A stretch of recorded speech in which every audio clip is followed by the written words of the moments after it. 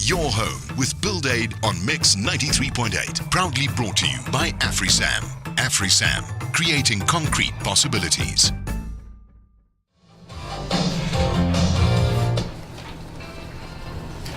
BuildAid on Mix 93.8 FM. Good evening. My name's Graham Alexander. In the studio, as usual, Simon on the desk.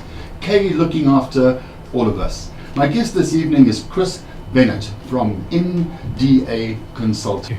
Thanks for joining us this evening. Chris is an attorney and he's with a company called MDA Consulting. They're involved in the construction industry, mainly big stuff, but we're going to try and focus on some residential stuff as well.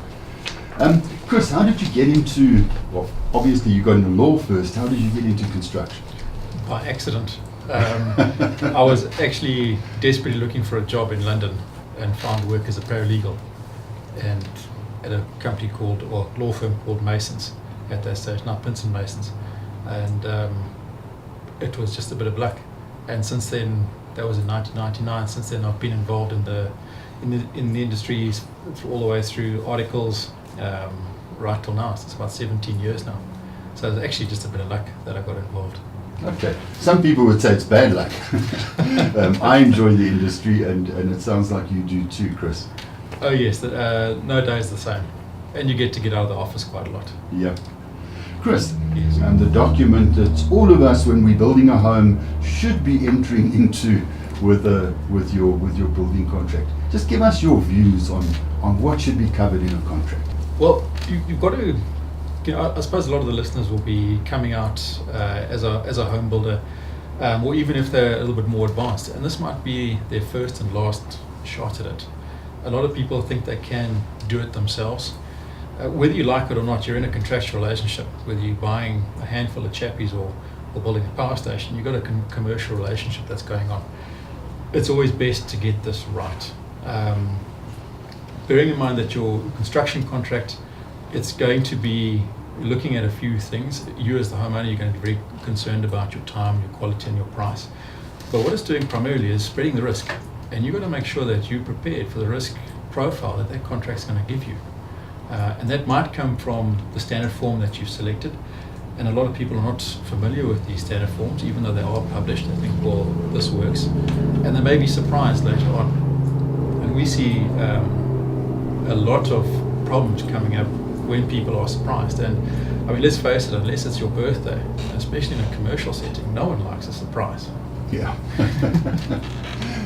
When it comes to residential building, Chris, there are a number of contracts that are available, standard contracts. But there are a few that also float around being, well, this is one that's being used generally, and you bump into all sorts of different documents. I know the answer to this question, but I'm going to ask you anyway. Sure.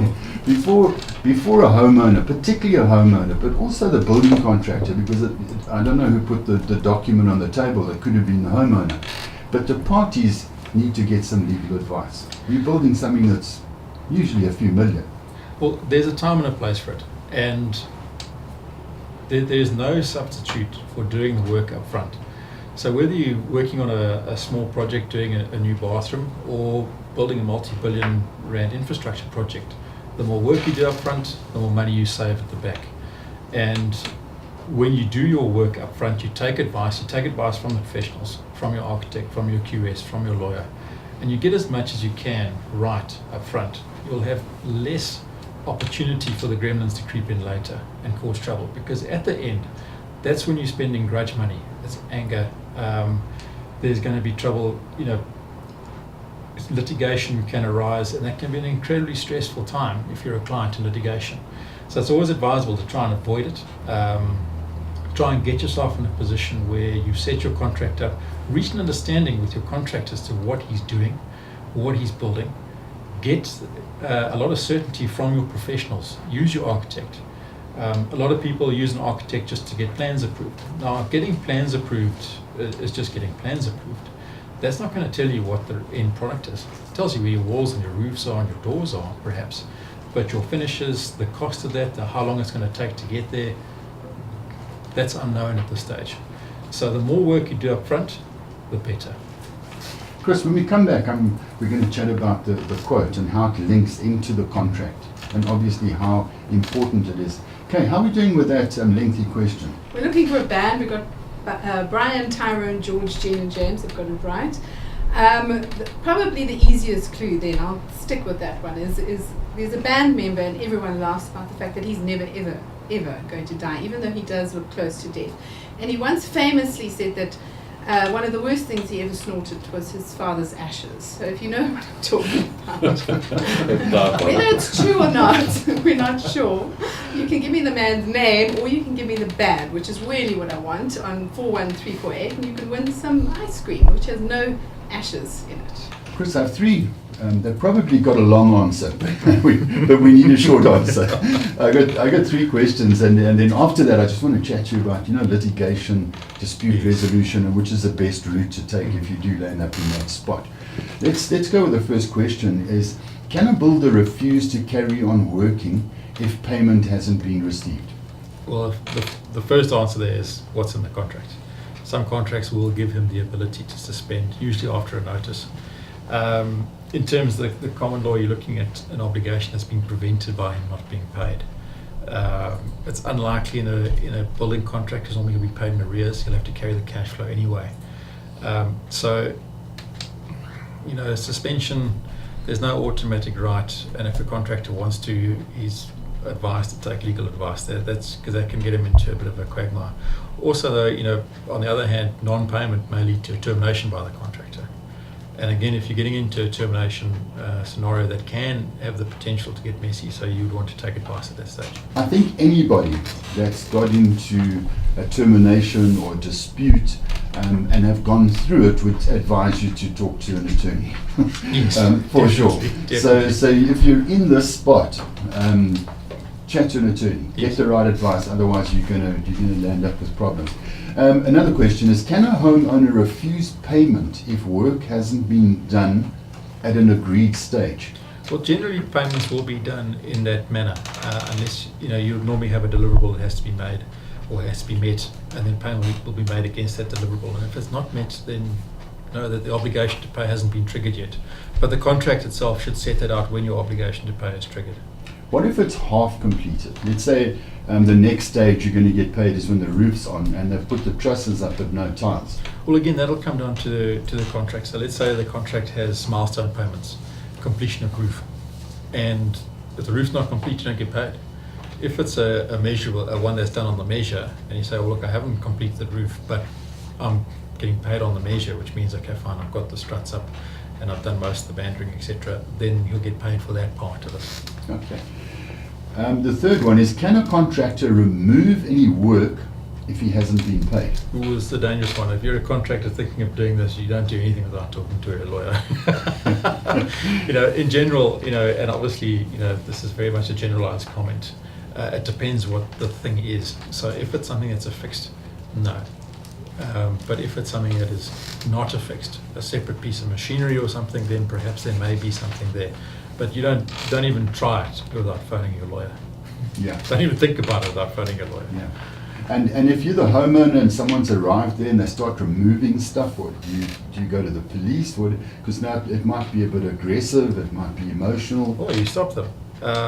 Because what's happening there, the other person's taking the law into their own hands, and that's not allowed. So what you can do is you can stop them, close the doors, call your security company, etc. If you need to go the legal route, there's always the interdictory proceedings. So even if they have a right, unless they've got some kind of legal right enforced through a court order, then no, they can't. And just to finish off, Chris, because we're getting a little bit tight with our time here, is we've chatted about dispute resolution, Yes. landing in trouble and so on. But okay, now we're in trouble, and there are a number of options. Yeah. You can talk to the guy, you can sue him, etc. Yes. Let's say there's a dispute. What is your recommendation? How should you go about it? Well, quite often what you want to do is you want to get to the end of the dispute. You want to resolve it as quickly and efficiently as possible. The one thing you must always remember, and it's a good rule of thumb to have, is that getting involved in litigation is a commercial decision. It doesn't matter how righteously offended you are, it's a rands and cents decision. So if the bill has cost you 500,000 Rand, but it's going to cost you 2 million Rand to recover that, then what's the point? You have to make a hard cold commercial decision about it, and that's probably the toughest thing to do. Okay. Let's check with Kay, who won the ice cream. Chris, we get this ice cream made with AfriSam, this Italian ice cream in these amazing little tubs. Who won it, Kay? And it's absolutely delicious. Well, I think the prize must go to Brian tonight because he was the first person to get the right answer from my very cryptic clues right at the beginning. So well done. But I'll tell you what it is, and this SMS says it. It's the legendary Rolling Stones with old Mick and the immortal Keith Richards. So it definitely is. Or, as a lot of people have said, the Strolling Bones, not the Rolling Stones. And that's very apt as well. So well done to everyone who got it right. It's amazing how those guys can still jump up on stage and do their thing. It's phenomenal. Thanks to Ian for videoing the show, to Simon for looking after the desk and other things, and Kay for looking after all of us. But most importantly, thank you to my guest, Chris Bennet. Thank you so much. Thank you very much for having me. It's And been fantastic. we will have you back. We do this every Wednesday between 6 and 7. Talk to you next week. Ciao. You are still made it. Your home with BuildAid on Mix brings you all sorts of interesting info about building. Graham Alexander chats to different guests every Wednesday evening between 6 and 7. Proudly brought to you by AfriSam. AfriSam, creating concrete possibilities.